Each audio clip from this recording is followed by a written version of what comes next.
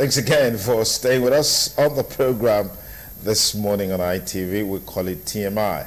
It's a lovely Monday morning. Of course, the presidential and National Assembly election is come and gone, except in some few areas where you have some elections conducted, but it looks like, for more indication, it is done and dusted, except the court says otherwise, except those who are probably on the losing sides decides to challenge that in court. But as it is now, it is done and dusted. But again, we continue to interrogate some of the issues that are coming to the front burner. I have with me in the studio a human rights activist, is also a bishop. I'd like to thank very especially Bishop Osadolo Oche. Many thanks for joining us on the program. Thank you. God bless you.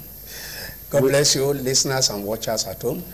We're also expecting Comrade Morrison Ogunobovia to join us. Fares Okbere will also be here just to deepen the discussion on the show TMI this beautiful Monday morning. Okay, let's start off. The election, to a large extent, is come and gone, particularly with the incumbent declared winner. And from both the local scene and the international scene, congratulatory messages are coming in, are pouring in for the incumbent. I mean, from the UK government, from the Sultan of Sokoto, and several people have said, look, Alhaji Atiku Abubakar, there is no point going to the court. This is this is done and dusted. But let's get your thoughts on the conduct of the election in terms of an overview on the exercise, the presidential and National Assembly election, particularly with some of the interesting results that the election has brought forth as well. Well, thank you very much. First and foremost, I want to thank God that the election was almost 85% peaceful.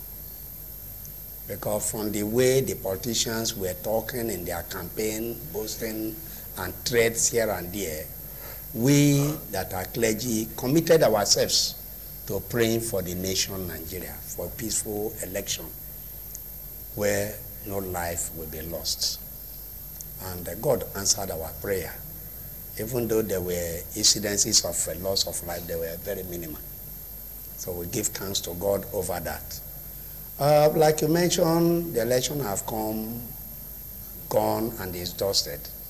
I want to say that the dust is still there. It's there because the losers have not accepted that it has been dusted. And if the losers, or the loser, now I think it's only one now, that is saying, I've been robbed, I will go to court, it is his constitutional right to contest any election that if it is not satisfied with the outcome. So it's his own personal right to go to court, to challenge the process, the results that were declared. And if he challenge it and the court say he win, he did so.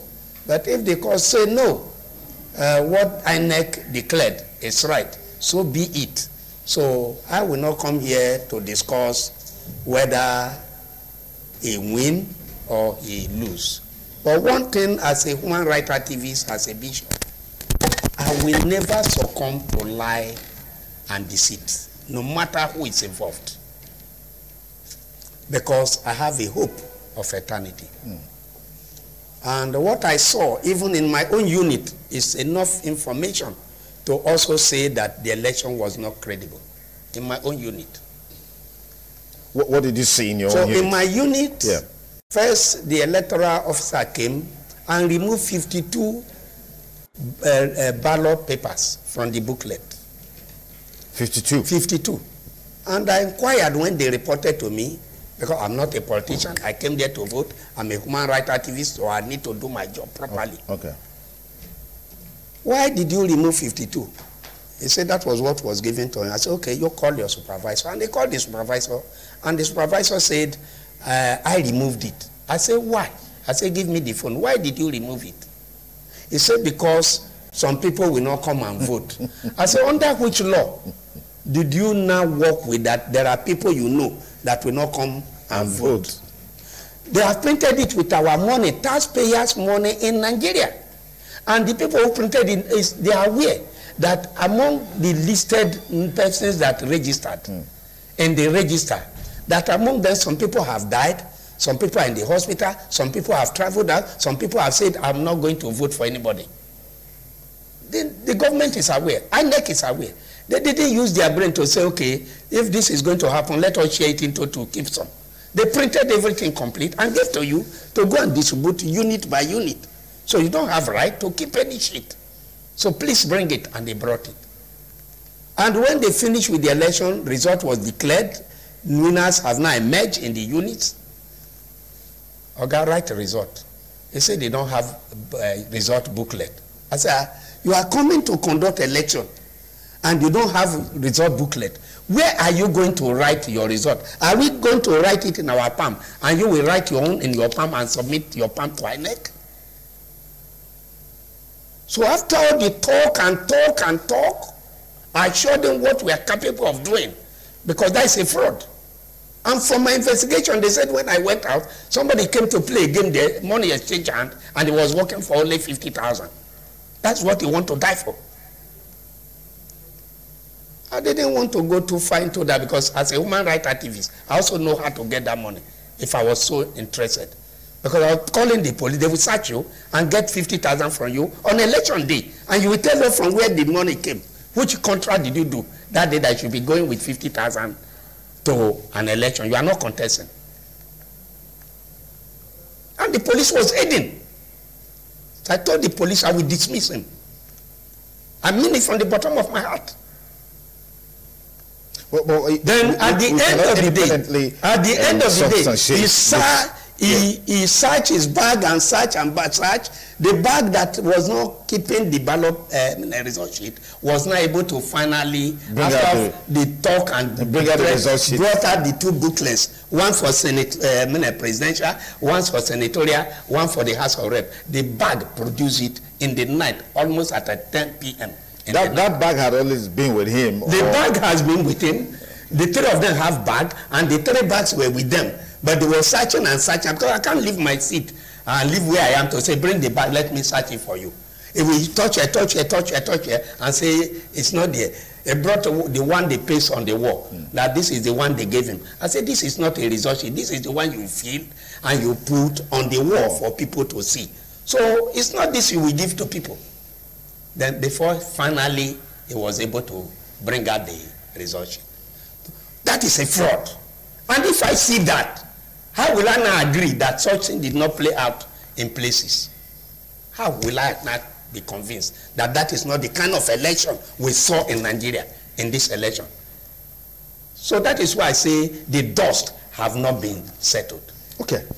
We also have Fares Okbere joining us. Fares is a member of the PDP.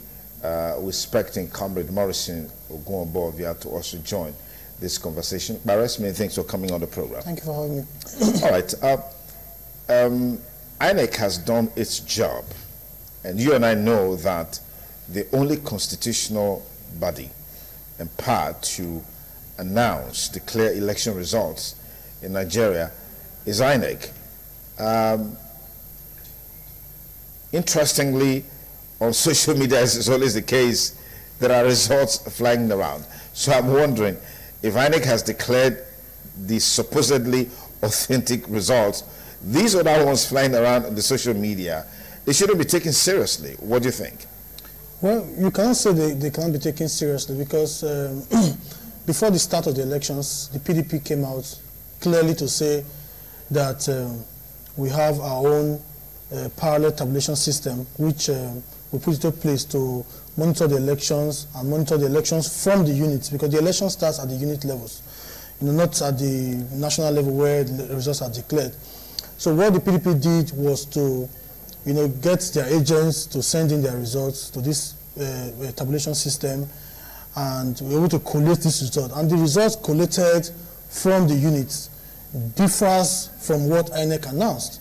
there was widespread irregularities in some areas, particularly in the northeast of Borno, Yobe, where there were virtually no elections took place at all. Because let's take Borno and Yobe for example. On the morning of the elections, there were bomb blasts, supposedly by Boko Haram. That was what we were made to understand, that Boko Haram was attacking that morning. The governor of Yobe State came out that morning and said that, he can't even come out of his house because of the security situation that morning.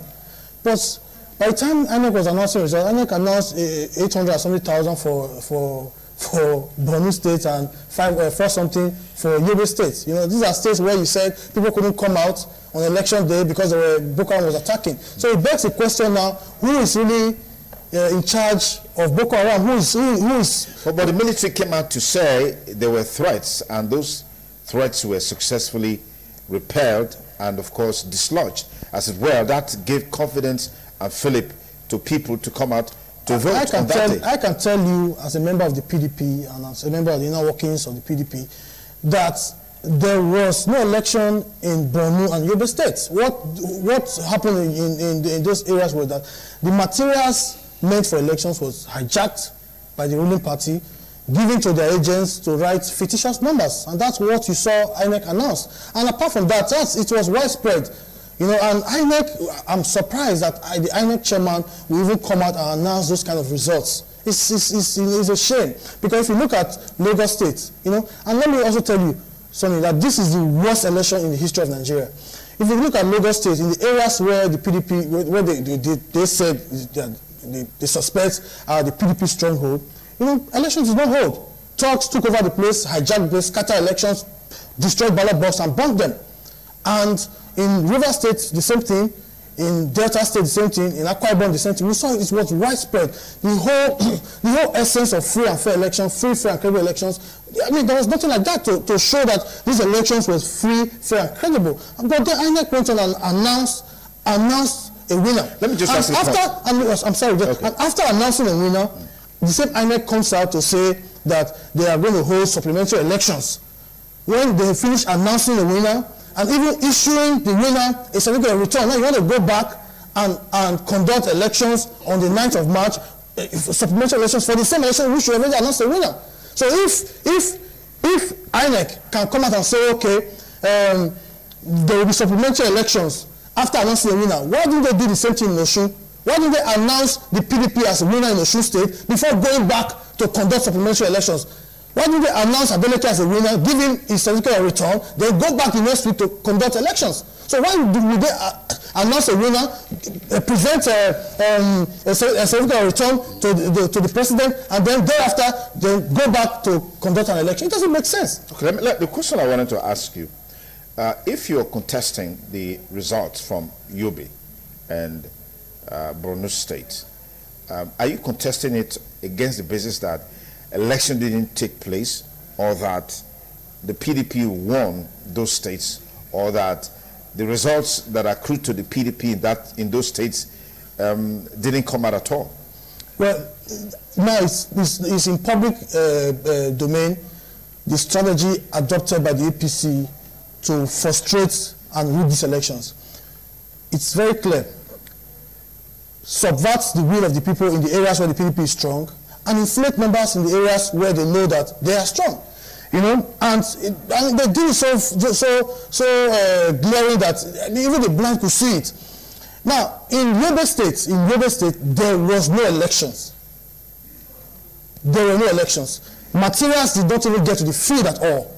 All materials made for elections were handed from INEC straight to talks and APC party chieftains. Were you in Yobe State, or you're relying on information that you... We have people on ground. Yeah, you were not in Yobe State. The PDP is a strong party. They have people on ground everywhere. I don't have to be in Yobe State to know what is going on. Likewise, I'm in Benin. People who are in Yobe, also PDP members, are able to understand and know what is going on in those states, because we are here to relay information to them as well. So what I'm telling you is that there was no election in Yobe, there was no election in Borno State. And in areas where the PDP is very strong, what the ruling party did was to militarize the area for the purpose of rigging the elections, and this is very wrong. Because the Constitution does not recognize... The PDP still prevailed in terms of winning those areas. For example, in Delta, in Bayelsa, in Akwa Ibom, Cross River, and several of these places, the PDP still prevailed. So if you're saying that there were clandestine moves by the ruling party and the government of the day to use institutions of government at their disposal to undermine the will of the people, how come the PDP still prevail in those areas? Because those are traditionally PDP states. Now, let's look at Rivers State, for example. There is a local government in Rivers State where the president was allocated 72,000 votes against the PDP for 5,000. And then the INEC returning officer in that local government said that she was held by a minister at gunpoint to announce that result. She came out to announce it. And then the INEC chairman came out. The INEC chairman came out and said that some of the INEC staff were held hostage in Rivers State to announce fictitious results for the APC. And then that those results were not going to be accepted. Then 2 days later, he was put under severe pressure to accept the same result. He came out and said, well, they are going to accept it, and they accepted the same result, which he earlier came out to say that INEC staff were held hostage. And he still accepted the same result. So which tells you that we are living in a banana republic. Because in areas where they understand that these are areas where PDP normally bring out bulk votes, what they did was to allow, they give the military some hand to subvert the will of the people. You know what? You find out that soldiers were the ones collecting results. There's no evidence to substantiate that. We have videos. We have video evidence. I watch it. We have video evidence. There are video evidence. Those evidence could have been doctored, you know, because I saw on national television the parade of suspected thugs who the military alleged attempted to forcefully subvert the will of the people. I saw that on national television. Well, did you see? Yes. Did you watch that? Yes. Did you watch that? Yes, I saw it. Yes, I saw it. Yes. You know, it's sad that we're in a country where, you know, people will just turn white into black, you know, and think they can go scot-free with it. You know, what the evidence on ground does not because in Rivers State, why would the PDP even want to rig elections when it's a traditional state where PDP have always won elections? Just take Edo State, for example. Despite all what happened in those states, despite all the attempts to hijack ballot boxes, because in Edo and Ego, there were massive irregularities perpetrated by the APC. But the APC talks, the areas where people were winning, they were destroying ballot boxes, you know, hijacking result sheets and all that. But I know that the party still won. Do you know why? Because it's a traditional state where the PDP normally wins presidential elections, as probably since 1999. So whatever they must have done, the people were ready and resilient. If not for the resilience of the people, it would have been a different case here. Okay. And the same thing for Rivers State. The military, the Supreme Court has said that the military have no business in elections. The military have no business. And when you see military officers now collecting results, standing and asking INEC to declare a particular winner, then it shows that we're in a banana republic. Are we saying that because the military were part of the security arrangement and looks like things didn't favor us, that's why we are talking against it, knowing fully well that the military has always been part of our electoral process. In the days of yore, where you had a certain Governor Fauci contesting the election, even we've always had this as part of our electoral process. Bishop Osadoloche. First and foremost, we must learn to advance in Nigeria. If my father is a thief, does not mean I should be a thief. I should be able to correct the errors of my father.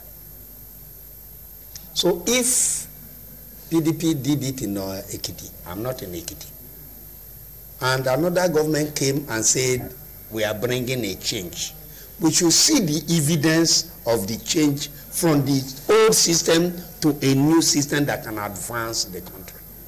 So if I begin to use poverty to classify and make sure that what I'm experiencing now is not wrong. After all, my father was poor before. So if I'm poor today, what is the difference? It doesn't work. One, the law is very sacrosanct. That the only persons who have constitutional role to play in an election We are not talking of what somebody did that is evil. We are talking of the position of the electoral law and the constitution. Okay. That it is a civil matter. Election is a civil matter. And the only person authorized by law to handle it is police, DSS. Maybe bringing other police like road safety, others to support them. And the law says nobody should bear arm on the day of election, even if you have an aide, a security guard. The security guard should not bear arm on the day of election. It should not be on uniform on the day of election. It can come plainly with you to the polling unit. You cast your vote, you go. For a military man to stand and parade people that he caught them in polling unit perpetrating evil is evil itself. Because one, their job is to stand by. Stand by a distance, like they block a Rama Park, block some other places, so that nobody will infiltrate the state or the country. And if there is emergency that police cannot well, they can be involved to come and support them. Not that they be going to unit to see what they are doing. They don't have right to come near any unit 300 meters. So the unit, they don't have that right. To even know what is going on, whether it is done right or done wrong, they don't have that constitutional right. More so, there's a Supreme Court judgment banning military from interfering with the electoral process of Nigeria. So if somebody is bringing military into our electoral system, the person is an enemy to Nigerian people. Whoever brought them is an enemy to Nigerian people. Because the training of military is different from the training of the police and DSS. So who is the greater enemy? Those who just brought them now, or those who have made them part of the electoral process? Nobody made them part. Nobody. It's not a constitutional issue. If you are saying somebody made them part, then you should prove the point in law that is now embedded in our constitution. What is there to prove? We acknowledge the fact that in time past, we've always been used. I'm asking a question. Who is the greater enemy? Because you said whoever brought them to politics is an enemy of this nation. And then I'm asking a question. No. Who is the greater enemy? Listen now. The one who just used it now, or the one who has made it part of our electoral process? It was since 1999. As far as my knowledge can carry me, yes, it's not made part of our electoral. Okay, you are not aware. They were very the one I saw Ekiti governorship election. In my market. I'm not from Ekiti. I mentioned it here. Okay, you are not aware. Yes, in my place, they stay at the third road, the road linking Abraka to Uromi. They stay at Olije Junction. Okay. From there to the school, it's more than 2,000 meters where they conduct these elections. So they don't interfere. I've never seen them in any of the schools.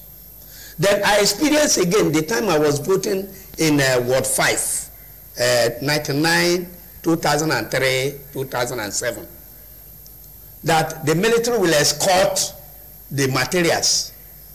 I saw that one to the polling unit. When they drop it, the military will go. We won't see them again forever.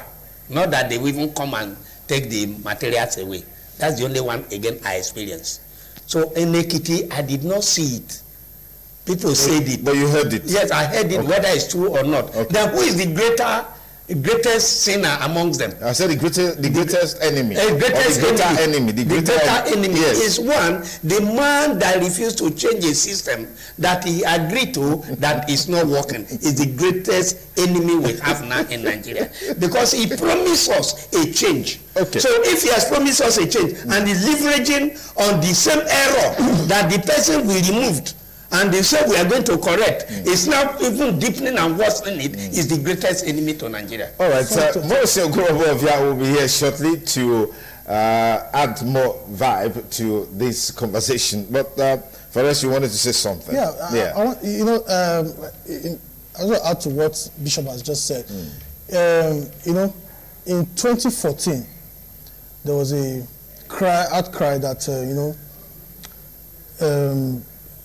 about this card reader or no card reader thing, and the then President Goodluck Jonathan, few days to the elections, signed the electoral amendment that gave credence to card reader, you know. And whether you like it or not, in as much as it has still been abused, but it gave some level of confidence to the electoral system. And if you go back to the elections conducted under President Goodluck Jonathan, Anambra, Osun, Ekiti, Bayelsa, and I think Kogi, thereabout. You see that there's a pattern. There's a pattern, and those elections were adjudged free and fair. Because even in Edo, you cannot say as a president he influenced those elections. The elections are conducted free and fair. The very next day he calls the winner, whether his party or the opposition wins, he calls the winner and congratulates. Just like he did in Edo when the then Governor Adams Oshomole won the second term. The PDP was in power at the national level. Jonathan was president, but we had a free and fair election. Go to Osun, where the APC also won. The governor came out and said that the elections were free and fair. Go to Anambra State, where Abga won. The governor came out and said the elections were free and fair. You know, so there was a pattern, but you cannot say that of this present administration. What we've seen is a flagrant abuse of power and the electoral process. Now look at the precedent. The Senate wrote, you know, they amended the Electoral Act. Yeah, the Electoral Act, yeah. Sent it to the president the first time. Yeah. He complained that there was, he is not happy with the sequence of elections, that the Senate have no powers to alter the sequence of elections, which means the dates of elections and how the elections are conducted. And then they took it back to him, to the Senate. They called the special advisor to the president on National Assembly. They sat together and they reviewed it. What are the concerns of the president? What is the president? What is the president does not like in this bill? They removed it, they expunged it, and then they took it back the second time. And then he looked at it, so there was no comma in this place, and there was full stop in this place, and they took it back. Okay, comma removed, full stop added, and they took it back. After 1 month, he will allow the 1 month he has to send to elapse, and then he will send a letter to the National Assembly saying, oh, you know, there's a problem here, I don't think there's a problem there, and there's a problem here. It takes about the third time. And then, again, the Senate invited the special advisor to the president on National Assembly, said, okay, come, bring what you have. What does the president want? Bring it, let's work together. They work together, they prepare for the fourth time, they took the president, and the president refused to sign. And that Electoral Act, if it was amended, would have made it easy for INEC to do their job. For example, it would have made it by law that when you finish voting at your unit, you don't have to start going to collation centers at the ward level, at the unit level. When you finish voting, the results are announced at the unit level and they are transmitted automatically to Abuja, where there's a big large screen displaying the results. So you see the pool numbers changing. That's how you see it in the US. When they are voting, nobody comes and says, we are collecting results in collection center, this, collection center, that, collection center, this. What they do is that once you finish voting at the units, the results are transmitted immediately to the central collation system. That is, it is a system. So it enters the system and says, oh, this party is scoring 200 now, the other party. But that was also introduced in this election. You know, there was electronic transfer of results to the collation center, except that the returning officers or whatever they are called will have to now come to the National Collation Center to formally present the results. No, it wasn't backed by law. That's where we have it wasn't backed by. If it was backed by law, we have professors struggling to read numbers. You have it. I'm telling you the truth. If it was backed by law, what the law required, what the amendments required, was simple. Amend this law so that results can be transmitted. Let me give you an example. I vote in Ward 7 in Eastern Northeast. Now we finished voting. When we did the election, we finished voting. The results were announced. We won the unit. We accompanied our unit results with the unit agents, escorted him to the World Collation Center, where the results were handed over to the World Collation officer of your party. He now waits, they now collate the results at the World Collation Center. When they finish, everybody escorts again the result to the local government level, where the results are recollated again, and then we escort again the results from local government all the way down to Benin, where the results are now collated at the state level. So just look at all this process where you have to do just to announce a result. And in this four categories, this process, there is room for manipulation. There's room for people to bring in talks. And look at what happened in Edo South. Elections were held on Saturday for the position of Senate and House of Reps, and we didn't get a winner announced till on Monday. In fact, Senator Matthew Redo was announced on Monday night. That's just for 7 local governments, because this manual way of collating at what level, it took them more than 24 hours to collate one word. 24 hours. In fact, I called my friends and they told me that they are still at the collation center on Sunday nights. Elections that were held on Saturday afternoon, they were still at the collation center on Sunday night, at the World Collation Center. So that tells you the problem. And not that these people do not understand. The president understands this. Those in power understand that there is need to, there is need to revamp the electoral process. Okay. But because the fear of power, the fear of losing power, something like the fear of losing power. Yeah, the fear that this thing might not favor me if I do it. That's the fear of losing power. Yeah, okay. And that's why we are still going back. Look at Botswana. I was reading an article about Botswana today, a country that never had military coups. They've always had smooth transfer of power, and that's why today they are one of the most successful country in Africa today. Because whether you like it or not, elections, elections, and when you have it right, when you get it right in elections, it helps to promote the image of the country. Okay. It helps to give confidence to investors, because when you have smooth transfer of power, when you have credible elections, it gives confidence to people to come in and put their money in that country, and it helps the economy to grow. It helps to create jobs. So it's a win-win situation for the country when you get your elections right. Okay. If you just joined us, to TMI Monday, we've got Comrade Morrison Oguonbo, former chairman of your Southwest local government, joining this conversation. Morrison, many things are coming on the program. Thank you, my pleasure. Okay, quickly. The election is to a large extent come and gone, particularly the presidential and National Assembly election. Just x-raying some of the issues that are on the front burner. People have talked about a compromise on the part of the umpire. People have talked about a compromise on the part of some security agencies. People have talked about attempts to suppress voters. I don't know what you make of all these issues that are coming forth in the conduct of the election. Well, thank you very much, Sonny Duke.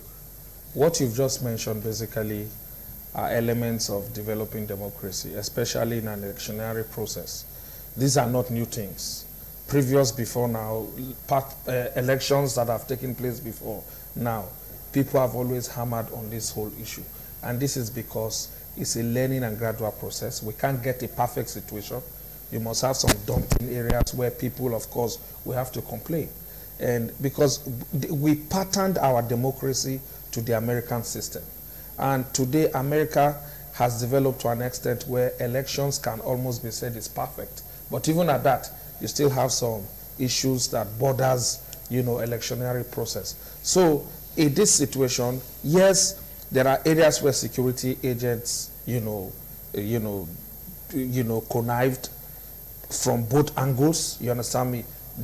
In areas where they seems to have support for APC and areas where they seems to have support for, PDP. It is the individuals that are involved in this whole process. A security agent that has sworn to an oath to be impartial, if he decides to compromise, that simply shows that the person himself is indisciplined and the person is aiding, corrupt, practices as regards to election.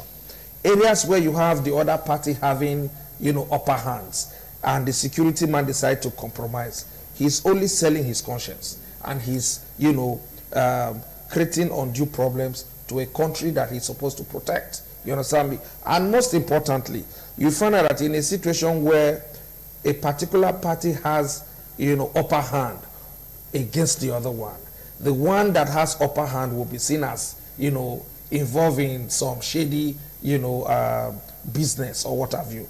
But the one that claimed to be oppressed is saying that because he's helpless. So this usually occur in electionary process. I think what matters in this situation is, as Nigerians, I've always said this, we must purge ourselves of indiscipline. And we must obey the rules of law. You understand me? Which is very, very important. Because the Constitution of the Federal Republic is the grand norm of whatever document, whatever procedures that we need to follow in discharging our various duties. Do we as Nigerians obey the Constitution? The answer is no. So we must learn, to adhere strictly to what the book says. Okay. And when we adhere strictly to what the book says, it makes things easier. You understand me? For the purpose of this election that has come and gone, I want to appeal to Nigerians that they should take it easy and calm. You understand me? The court of law is there. If you are not happy about the outcome, go to the court and challenge and present whatever evidence you have against your opponents. Okay. And we expect that the judiciary should play their role, as expected. Okay. And when everybody carries out his or her function properly, I think we're gradually getting there. Okay. You understand me? And that's the true situation. Okay, let me get Bishop Osadolo. Yes, I want to commend my brother, Comrade Morris. I agree to Bishop. You see, like we started, that the only way we can get things right is obedient to law. So also as a Christian, until you obey God's commandment, you will not get answers from God. Life is very simple when you obey laws. Very, very simple. But when you decide to breach the law, you receive punishment. I do tell people, any child you refuse to discipline as a father and a mother, you hand him over to the public to punish. Because when the child will do something wrong in the public, the law will take its course and they will punish the child. He can go to jail, he can be killed. Now, until Nigerians know that the only way we can get things right is total obedient and adherent to our constitution and our extant laws, the Acts of Parliament and all that. That is why in the civil society, we are today busying ourselves by establishing study centers to teach Nigerians the Constitution, so that everybody will know their right, their do's and don'ts, so that you will not go and do what is wrong and you expect me to come and help you because I'm a human rights activist. I will not come.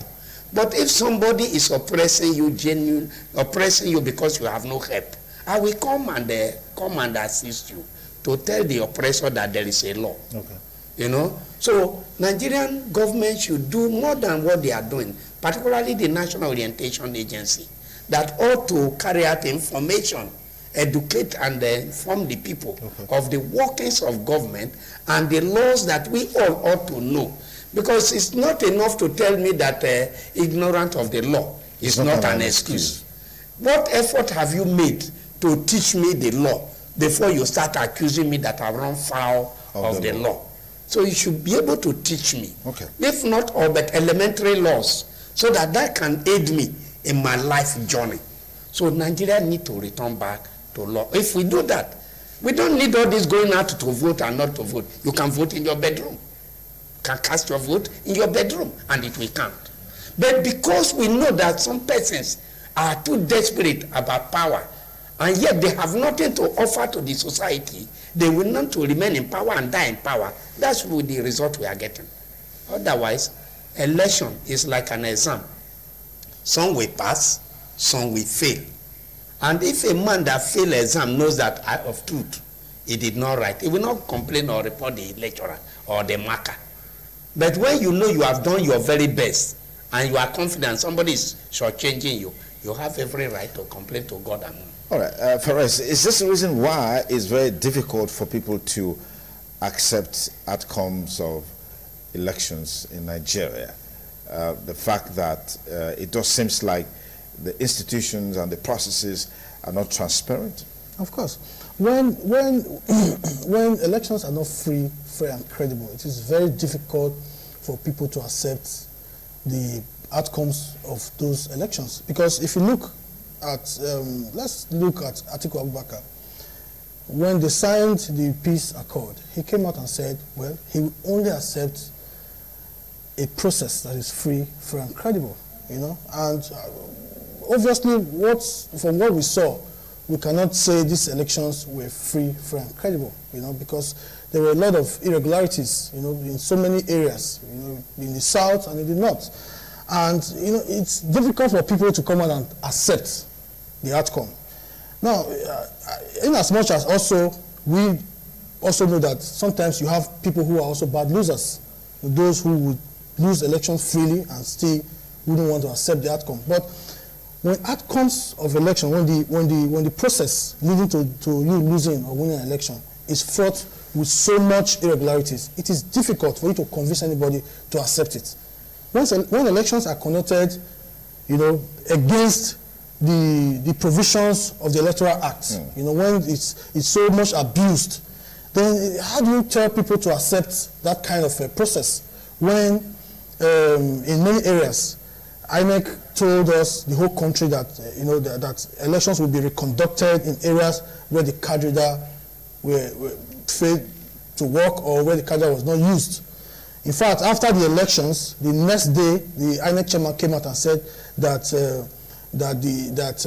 he was going to sanction INEC staff for not using the card reader in many areas. In many areas.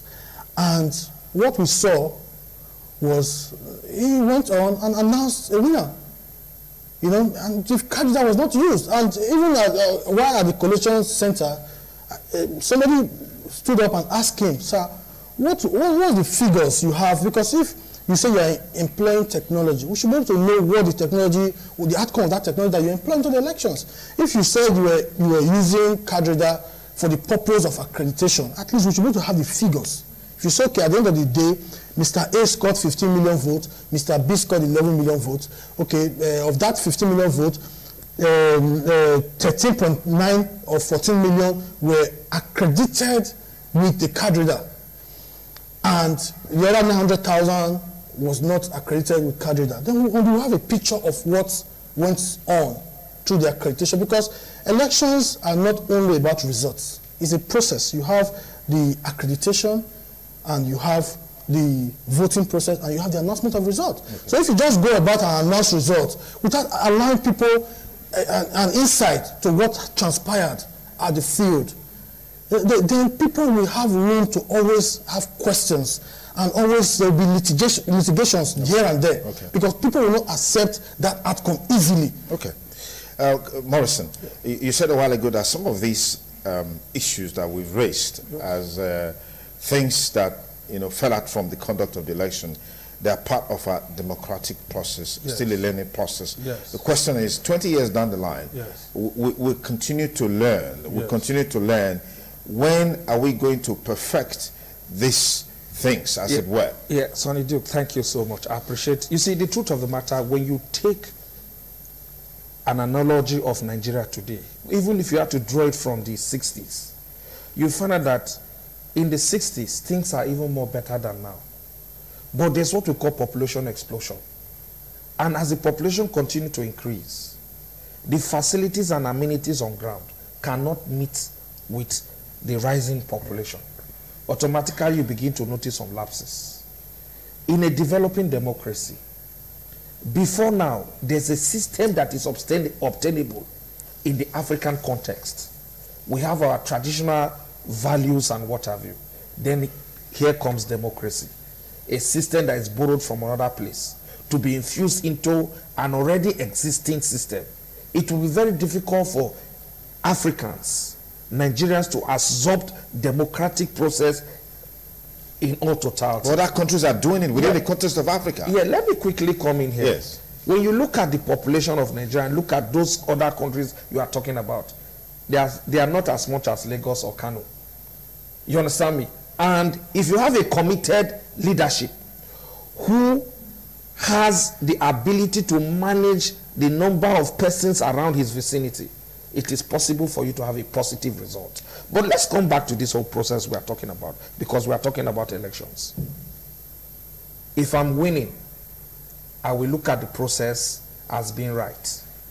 If I'm not winning, I'll look at the process as man with a lot of irregularities. That is what you notice in an imperfect situation. When you talk about a child that is 20 years, from the context of Africa and from the context of Nigeria, you cannot compare that same child with an 18-year-old American or European child. Why? Because over the years, every basic necessity that is needed for that child to grow perfectly and understand the modus operandi of his environment has already been put in place. In the context of Nigeria, it is not. The American child can stand and beat his chest to say, I will die for America. But can the Nigerian child, can even the Nigerian father, or can even the Nigerian grandfather say, I will die for Nigeria? The issue is not. You understand me? So, but when you now look at the set of persons who are actually showing interest in contesting for elective position, it is different from what it is when the Fourth Republic started at the first section. Okay. Are you getting me? You now begin to see learned individuals, professors, business tycoons, established individuals showing interest in leadership and legislative position. But at the initial stage, people thought it was a raburaza, activities. So gradually, we are getting it. I'm sure that by 25 to 30 years, we'll almost get a perfect situation. Because every day, we begin to notice lacuna in the electoral process. Okay. And the new set of legislators that will be coming will be checking this process.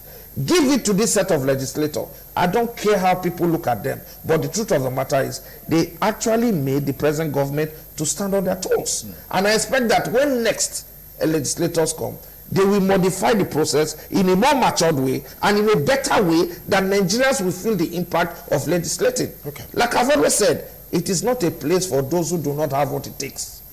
You understand me? Yeah. Because for you to make an impact in the plenary section or in the chambers, whether the red or the green chambers, you must be sound enough to contribute your quota, right, to the discussion on ground on how it will benefit your constituency as well as Nigeria. Because as you win your election, you are no more legislating on behalf of your local environment. You are legislating on behalf of the Federal Republic of Nigeria because your vote matters when it comes to issues that borders the entirety of Nigerian people. I think we are gradually getting it. But I'm telling you that 20 years in the context of what Nigeria and Africa is, we cannot get a perfect situation. Okay. But we're almost there. All right, Farais, what do you make of the thinking that leadership is part of the challenge that we have in this back and forth movement in deepening our democracy in terms of getting it right with our electoral process? This might come saying, if say, I want a near perfect situation, I want credible polls. The other person comes and probably thinks otherwise. What do you make of this as a challenge? Well, this is why we need to strengthen our laws. You know, I agree with what my brother said, but I also have one or two disagreements. In 2007, when late President Yar'Adua was elected, he came in and said the election that brought him was fraught with so much irregularities. And then he went on to set up the Justice Uwaya's electoral reform panel. And that report is still lying somewhere in Nassau Rock, you know.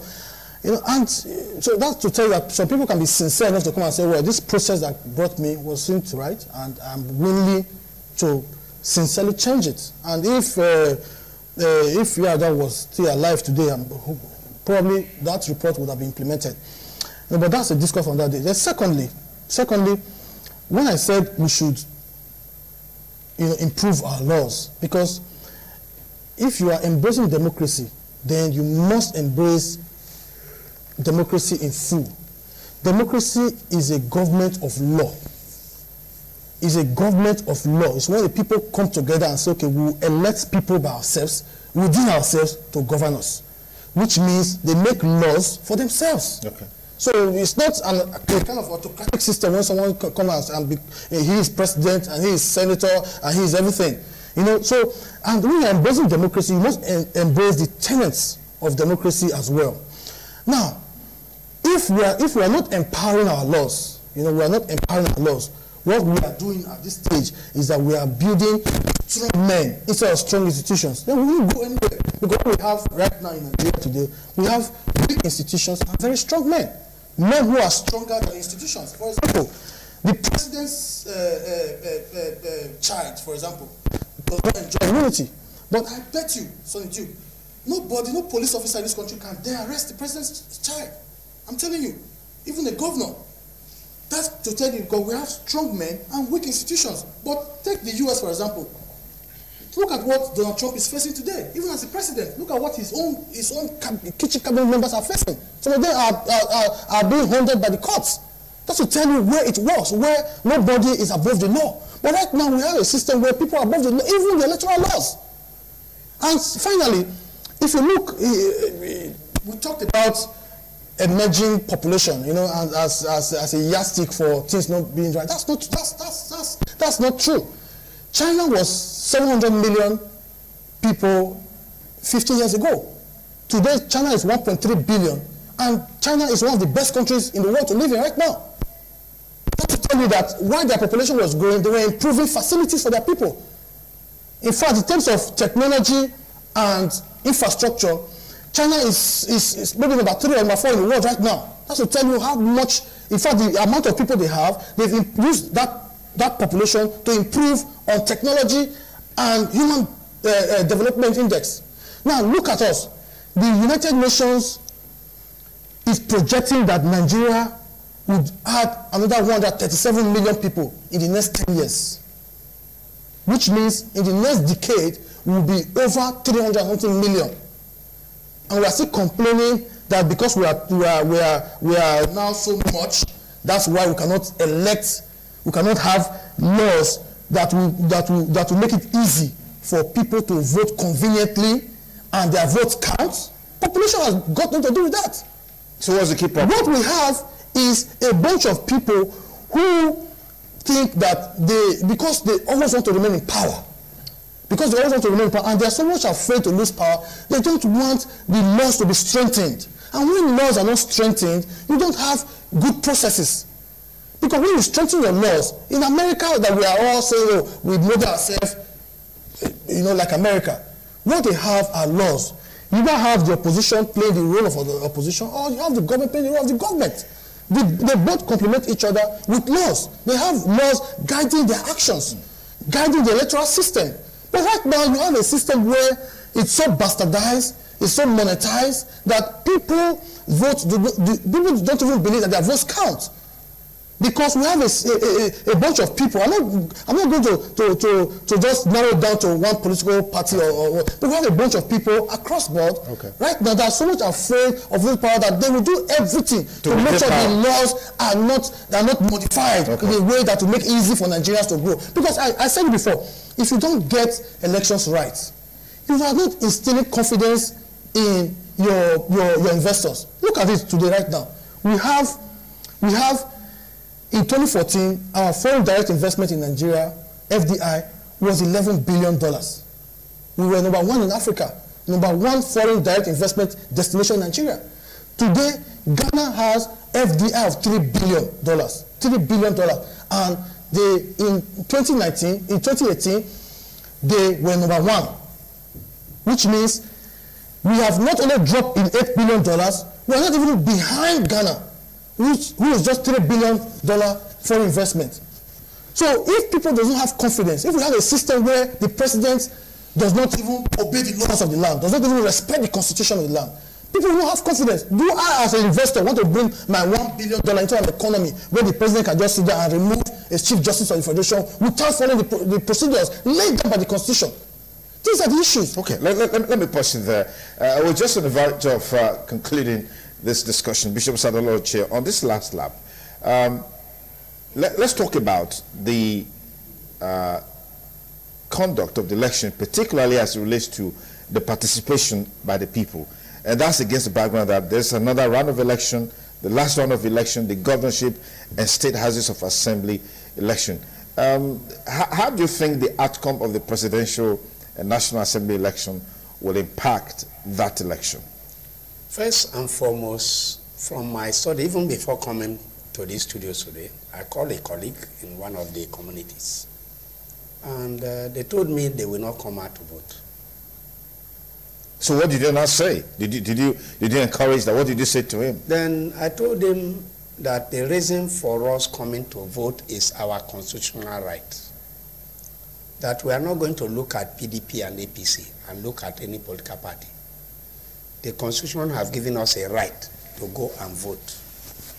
And if they are giving us a right to vote, let us vote and complete the process. Because if we do not complete it, we have no right to complain when somebody that ought not to win emerges.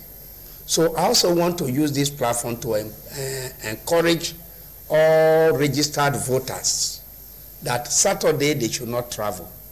They should not feast all night on that on Friday evening. And they should not feast fasting and prayer on Saturday, because that is my constituency. So that they can all come out to vote their choice, the candidates of their choice. In Edo State, we want a robust House of Assembly. We want people that know what it means to legislate, to govern the people. Because whatever law they pass in the State House of Assembly has an impact in our individual lives, in our businesses, in our ministry.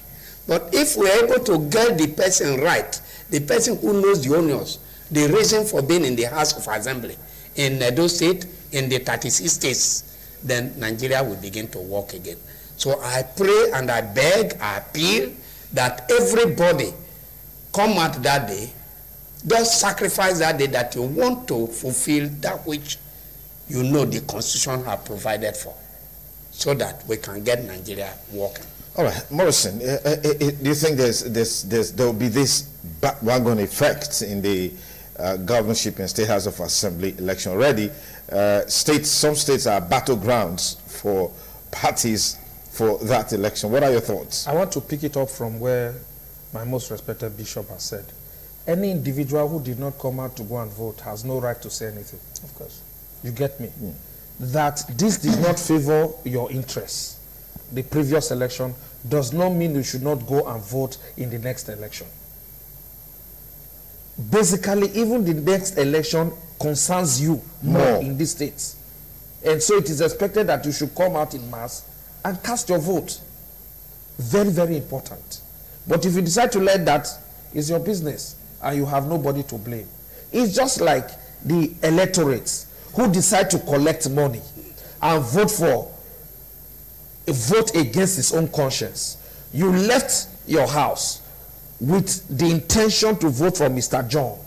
That is what your conscience tells you, because you have assessed Mr. John as an individual who will provide for you that representation that you want.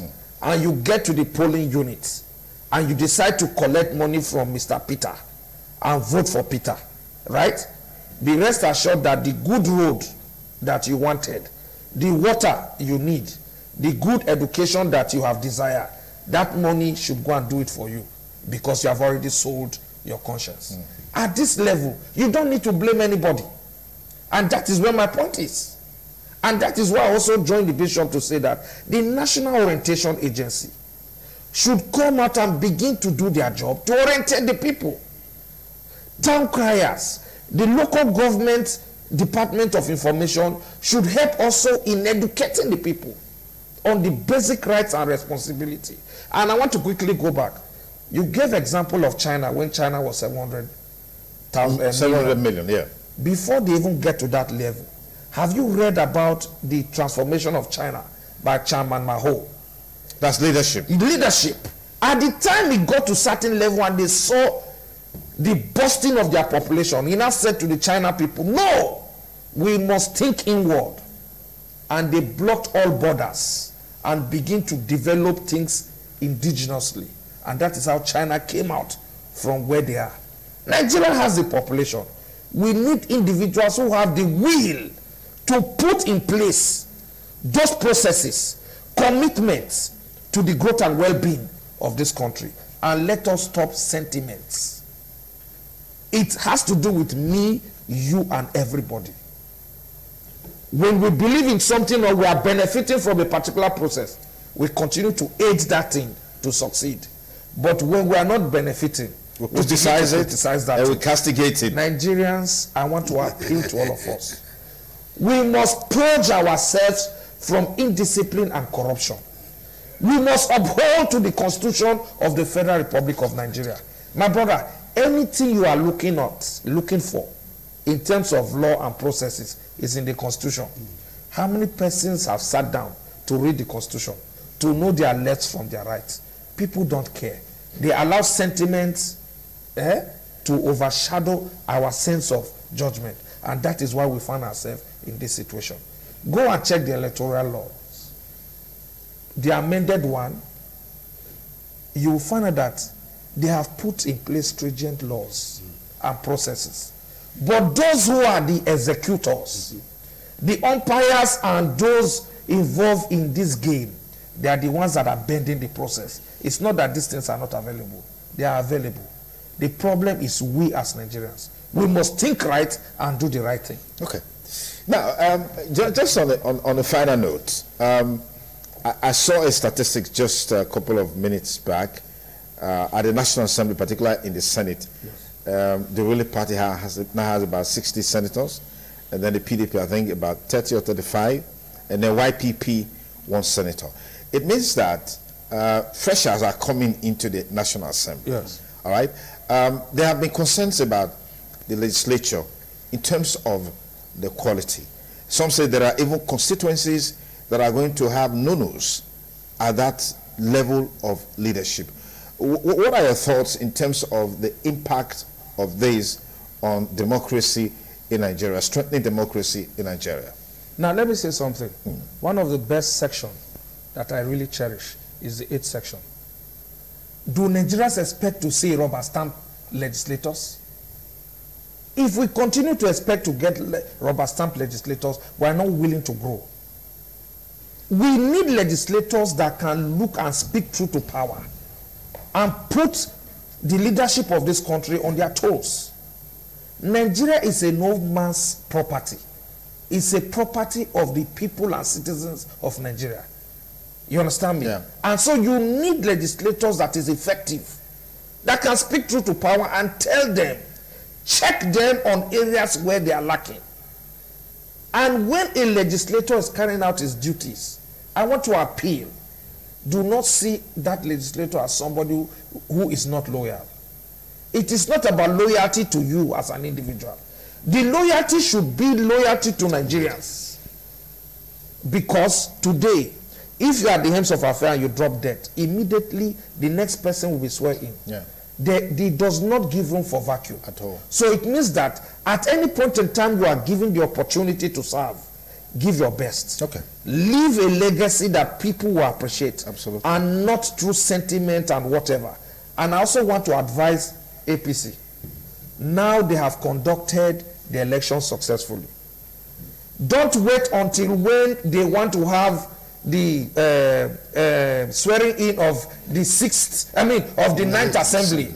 On the same day, you now call people. Right now, the party should call their senators and tell them the direction.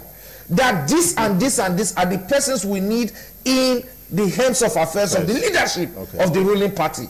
So that tomorrow, those who play smart one and outsmart the party, they will not start complaining that when the senators have already made their choice, they should tell their party senators, the elected senators, that this is the direction we are going to, and let it sink into them, so that tomorrow there will not be a repeat of Saraki case. Okay. All right, Fares, you want to lend voice to that. I'm sure we can cascade this down even to the State House of Assembly. Yeah, it's virtually the same processes, you know. But I agree 100% with what my brother has said, And you know, the National Assembly and the legislature is the critical arm of government. Okay. You know, because that's where you have all the constituencies represented in one place. And you know, it's not always right to have a National Assembly that is rubber stamp. You know, so for the president, so it's good to have a robust National Assembly that can stand on its own, that can, because I also agree with him that the 8th Assembly, you know, arguably is the best assembly that we had in this country. Because in terms of lawmaking, you know, the amount of bills that was passed surpassed the bills that were passed by the 7th and the 6th Assembly put together. So it tells you a lot that, you know, they did so much.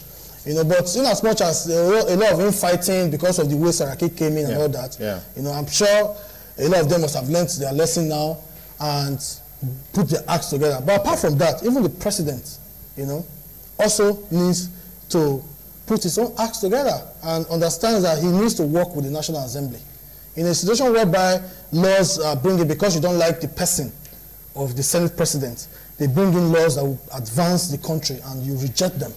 You know, in one day, the president refused to assent to 12 bills just in one day, you know. And those are bills that get to do with the National Peace Corps and so many other bills, you know. And he was doing that because he doesn't like the Senate president. And so he wants to look beyond who is going to sit. It cannot be like it doesn't like the Senate president. We all know that they had issues. We cannot deny that they had issues. You know, they had issues. The Senate president and the president had issues. Right from when Saraki came in, they had issues. They didn't want him. I was working in National Assembly then. They didn't want him. You know, so we knew what happened behind the scene and how Saraki came in. And up till he left, they still didn't want him. You know, but it also affected many of the bills that were sent to him. Because then you bring in a bill that, you know, your own party members in the Senate, they sat down, they worked on it, and then it's passed to you as president, then you refuse to assent to it. It doesn't tell well of the working relationship between maybe the because the bill has some undertone. No, not necessarily, sir. Because it's about interest. There was 12 bills. There were 12 bills. Interest. There were 12 bills.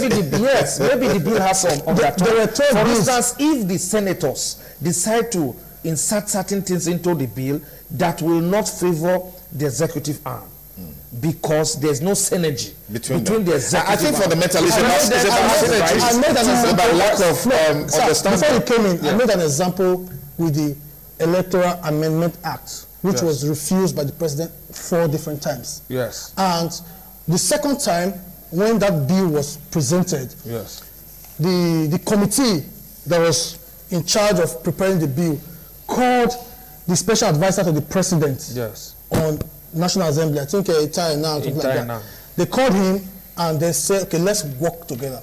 Now you tell us what areas you want to see in this bill, what areas the president would like to see in this bill, and what areas he wouldn't want to see, so that we work in. So okay, the president does not want this, the sequence of elections, because he believes that INEC has the sole responsibility for fixing election dates and the sequence of elections. And that's okay, no problem. They removed it. They left that for INEC.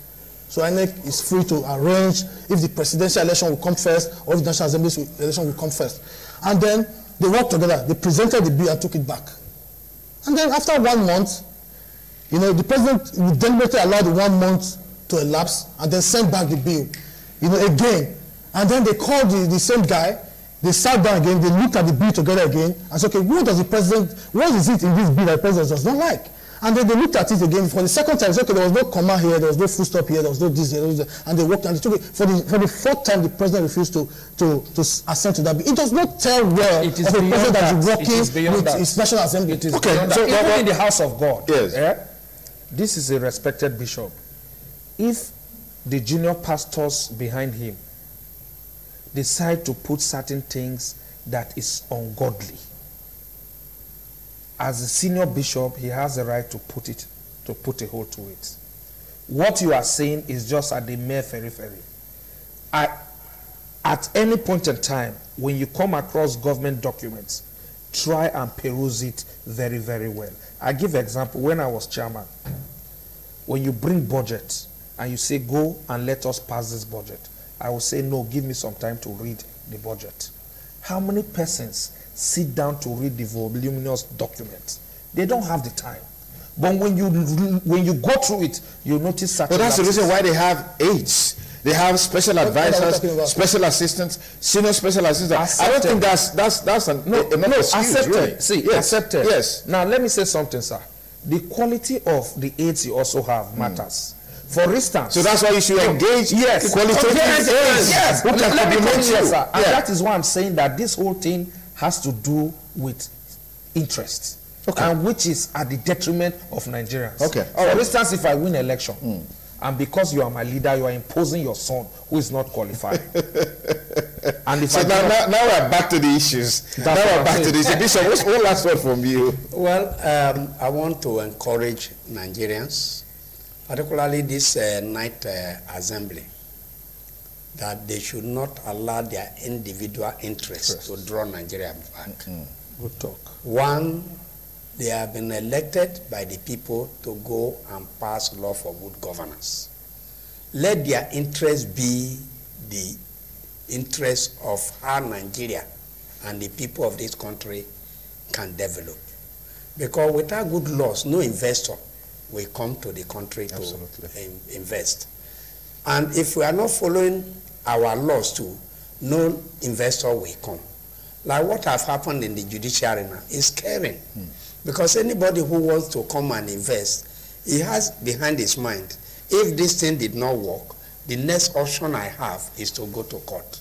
But if you now look at the court as the court has been compromised, that if I go to court, somebody will give instruction to the judge or the magistrate or whatever, and I will not get justice, there is no need for me to invest in such. Okay, well, the federal government has said they've not removed the CJN. It just has to step aside. So there is no such law, my brother Duke. Okay. There is no such law in Nigerian constitution and in the judicial constitution for setting aside or for acting or for suspension. All right, Bishop, let's leave it at that for today. Let's leave it at that for today. Gentlemen, thank you for coming. Morrison, a pleasure. For us, thank you. Bishop God bless you. Thank you for listening to us. It's still TMI Monday. We'll take a short break. When we return, we'll look at the International Day of Hearing, the World International Day for Hearing. We'll be looking at what that day entails, what you need to learn, or what you can learn from it to enhance your hearing ability. Join me again after this moment. TMI, every opinion counts. Many thanks again for rejoining us on the program TMI. Of course, on the last lap of the show, this beautiful Monday morning. Of course, yesterday was International Hearing Day. And I did say at the beginning that today on the show, we'll expand a little bit on it just to keep you informed and updated on how you can protect your ears to enhance your hearing ability. I have with me in the studio two medical doctors. I'd like to thank very especially Dr. Eustace Osagare. Many thanks for coming on the program. I also have with us in the studio Dr. Owo Brahma. Many thanks for coming on the program. Thank you so much. Thank you. Okay. The International Day on Hearing, or World International Day, what is this about? Because people say there's literally no day that is not allocated for one international day or the other. How important, how significant is this day? Let me begin with you, Dr. Eustace. Okay, thank you very much, Mr. Sonidu.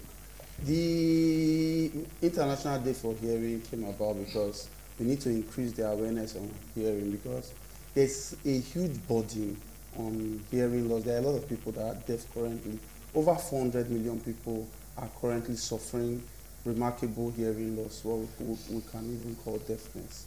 And so March 3rd was chosen for creating awareness on hearing, protection, even going ahead to check hearing. And March 3rd was so chosen because of the configuration of the ear. You can see when we draw the ear, we just draw 3. Okay. Double 3, just the way the ear is located. So March 3rd is 3-3. That's why the day March 3rd was taken. Okay. This year, March 3rd happened to be a Sunday. So much activity was not done around the country, being it a Sunday. But here in Benin, here in where we work, University of Benin Teaching Hospital, a lot is happening today. a lot will happen tomorrow, and much more will happen on Wednesday. As we go on, we'll talk about it, what we intend to discuss, we'll do a lot on hearing screening, hearing protection, and most importantly, we want to educate the people on how to prevent hearing loss. Okay. Doctor, you want to add something to that? Definitely, yes. We have, like he mentioned, a huge burden of hearing loss around the world. But this burden is even worse in sub-Saharan Africa and in Nigeria. You know, when we talk about Africa, the large bulk of these people are Nigerians. So we have a huge burden of hearing loss. We have limited access to some of the facilities that we require to care for people with hearing loss. We have these facilities concentrated in the large teaching hospitals. A lot of the rural areas are not reached. So this year, the WHO is focusing on check your hearing. We want to catch people early and intervene early. At the same time, we want to tell people how to protect their hearing. You know, the WHO symbol for the hearing days are an egg. And the idea is that once you break an egg, you can't put it back together. Wow. Once you lose your hearing, it's gone.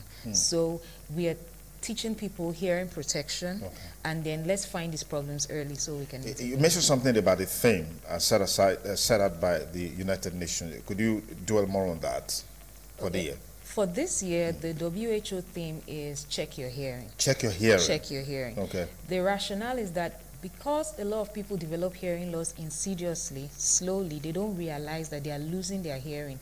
Usually it gets very bad before they realize that, oh, I can't hear anymore. But this has been going on for years, slowly, over a period of time. So the earlier you catch it, the earlier you can protect your hearing and do something about it. So we're encouraging people this year, as recommended by the WHO, to check our hearing. Okay. WHO recommended check your hearing. That's the thing for the World Day for Hearing. We've got Dr. Owa and Dr. Eustace from the University of Benin Teaching Hospital sharing some thoughts with us on the World Day for Hearing. Dr. Eustace, you talked about activities lined up just to highlight this day, as it were. But let's look at some critical aspects of hearing. I mean, you go around the cities, you go around towns, you find this noise pollution all around. What do you make of this as a challenge in this menace of hearing loss, as it were? Yeah, around noise is a big challenge, and it's a major culprit in hearing loss for our people. You go around the market, you see noise so loud, people are not even wearing anything to protect their ear, from the blenders that blend things in the market, to the people who work in studios, to people who DJs in the clubs. The DJs at times even protect themselves, but their customers do not do anything to protect themselves. And there's a standard hearing level, there's a permissible hearing level. If for 90 decibel hearing loss, you're allowed that for 8 hours straight or 8 hours a day. Then when it gets to 95 decibel, you're allowed it for only 4 hours. That's the maximum permissible noise level, but our people are not aware. That's one of the reasons we are here, to create the awareness. And I'll digress a little. People don't take hearing as something serious until the effect is now so bad. I saw a child in clinic some time ago. The child was deaf, couldn't hear, but they've been promoting this child. This child was already in GS1. Some of these are private. So has the child been hearing to get messages or instructions from the teachers to be able to pass it? The child never learned ABC. But some of our school proprietors are mean. To keep collecting money, they kept promoting this child. And this child can actually, even with the disability, do well in life, because from hearing aids, we can rehabilitate with hearing aids. We can even train the person to learn the sign language or something? Learn the sign language. There are so many things that can be done to rehabilitate such an individual. There are even special schools for them. But because the parents didn't think hearing loss is something serious, they allowed the person go on, and without learning anything and getting up to GS1. Back to what we were saying about the level of hearing loss in other parts of the world.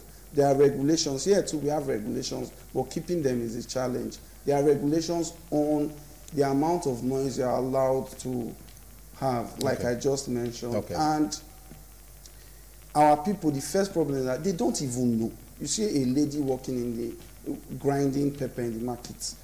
she's losing her hearing gradually, like my colleague just mentioned. She doesn't know she's losing her hearing. She just finds out that people have to shout on her. She doesn't come for help until she now has profound hearing loss. So now our available options are now limited. She could have come earlier. Even you see some people, the ear is so nice. It's such a nice organ. It warns you beforehand. There's what we call tinnitus. The person starts hearing a ringing sensation in the ear, a humming or ringing. The person feels he's hearing a noise. They overlook it. That's one of the things why I'm reiterating it. Hear a ringing sensation in your ear. The ear is warning you. There is danger. Don't overlook it. Come for care. Okay. Person overlooks it, has been exposed to noise, the ear starts complaining. Like the ear is saying, what are you doing to me? Why are you doing this to me? And the person keeps doing it to the ear. Eventually, we have profound hearing loss in our hand. Some of them are not even then amenable to hearing aids. Hearing aids, some amplification can't even help them anymore. This is something all we could have just done.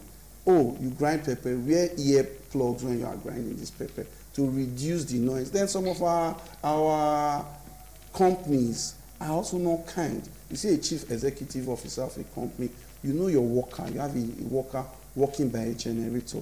What will it cost you to buy an ear plug for this worker? Eventually the man gets deaf. Yeah. And some of these are contract staff. He cannot even lay claims. And I'll say this here, if you work somewhere and they do nothing to protect your hearing and you get deaf, you can get a lawyer. You can sue them. And they, at least they should be able to pay for your hearing. But what if it's not there in the condition of service? I mean, what is the grounds that such a person could get justice? That may be a torturous process for the victim that you're talking about, that the victim may not have the resources to bankrupt. No, if there are such people, I'm even ready to provide my phone number. Okay. They can call me. Okay. We'll go through the torturous process together. Okay. Now, because there are lawyers that are interested in occupational health. Okay. And what is required upon employing a person who is going to be exposed to noise, there's pre-employment hearing screening. You want to know his background hearing. So by the time the boss didn't even do a pre-employment screening, from the beginning, the boss is liable. Okay, let's quickly, let me bring you in here. In today's world, particularly amongst our youths, we see them put earplugs. I mean, some are walking by the roadside, they want to cross. They don't even know if a car is coming. Don't you think this is going to predispose them to hearing loss in the nearest future? Yes, it is, and it already is predisposing them to hearing loss. As at last year, WHO released figures that shows that the world right now has the highest number of teenagers that have hearing loss that they've ever had. So what's happening is, because of increased use of personal listening devices at very high volumes, younger and younger people are losing their hearing due to noise-induced hearing loss. So that's a problem.